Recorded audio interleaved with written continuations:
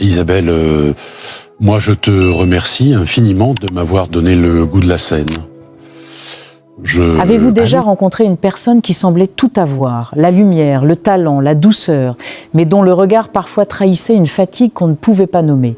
Une femme qui chante l'amour comme si elle voulait le sauver, mais qui, en silence, tente juste de se sauver elle-même. C'est peu être ça le paradoxe d'Isabelle Boulay. Une étoile née dans le vent glacé de la Gaspésie, devenue l'une des plus grandes voix du monde francophone. Une femme dont la musique a traversé les frontières, mais dont le cœur lui est resté coincé quelque part entre la tendresse et la douleur. Et là, on la croyait heureuse. On voyait cette chevelure rousse, ce sourire calme, cette voix qui semblait ne jamais trembler. Mais derrière les projecteurs, il y avait une autre scène, invisible, intime, presque étouffée. Nœud à nez d'un silence qui n'était pas celui de la pudeur, mais celui d'une femme qui n'osait plus respirer à son propre rythme. Isabelle Boulay, c'était la force tranquille, la chanteuse qui refusait les scandales, la femme qui disait tout à travers ses chansons. Mais même la plus belle des voix finit par se briser quand le cœur n'a plus d'espace pour battre. Et pendant que le monde la croyait comblée, elle vivait un long naufrage dans les coulisses dorées de son propre succès. Cette histoire, ce n'est pas celle d'une rupture mondaine ou d'un divorce de célébrité. C'est l'histoire d'une renaissance, celle d'une femme qui, après avoir chanté la douleur des autres, a enfin osé affronter la sienne. Celle d'une artiste qui a compris que chanter ne suffisait plus, qu'il fallait parler même si la voix tremble. Quand Isabelle a pris la parole pour la première fois sur son passé, le monde s'est arrêté. Les mots étaient simples, mais chaque syllabe vibrait comme une note retenue. Depuis trop longtemps, je me suis tue trop longtemps. À cet instant, la diva s'est effacée, laissant place à une femme nue d'émotion, sans costume, sans maquillage, sans rôle. Le public bouleversé a compris que derrière chaque chanson, il y avait une cicatrice et que la sienne dissimulée pendant 9 ans venait enfin de se rouvrir, non pas pour souffrir, mais pour guérir. Parce que parfois le courage, ce n'est pas de continuer à chanter, c'est de s'arrêter et de dire la vérité. Dès ses débuts, Isabelle Boulay avait quelque chose de différent. Dans les années 90, alors que la chanson francophone se débattait entre popaté et voix sans âme, elle arrivait discrète, presque timide, avec cette chaleur dans la voix qui semblait dire « je n'ai rien à prouver, juste quelque chose à donner ».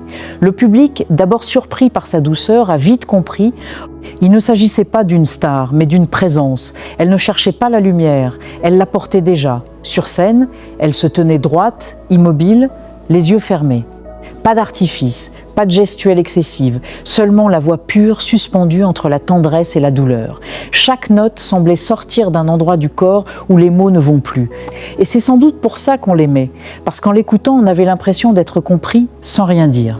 Mais très vite, le succès laait des tournées, des interviews, des récompenses, des flashs, et elle, qui venait du silence des forêts caspésiennes, se retrouvait noyée dans le vacarme de la célébrité.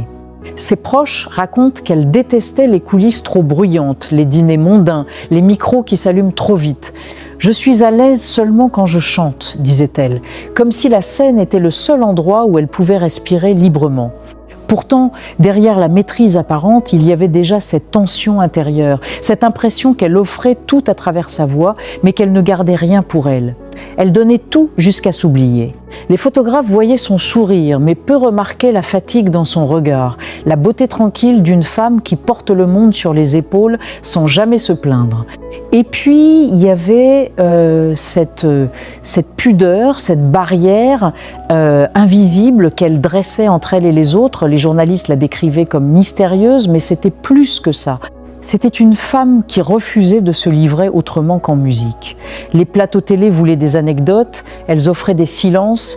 Les magazines voulaient des drames, elles offraient des chansons. Elle avait compris très tôt qu'en parlant trop, on perdait l'essentiel, la vérité du ressenti.